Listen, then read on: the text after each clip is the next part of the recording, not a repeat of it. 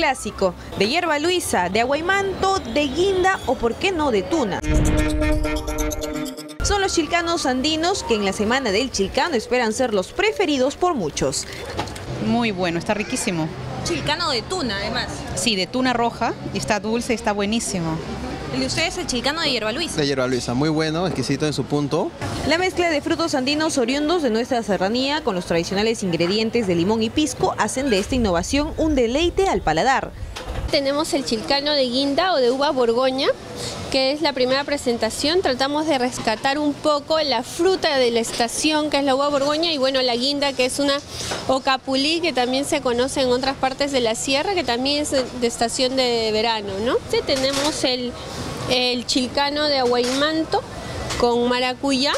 También tenemos un chilcano de hierba luisa. La preparación es sencilla, medidas exactas e ingredientes frescos hacen de estos chilcanos una tentación difícil de evitar.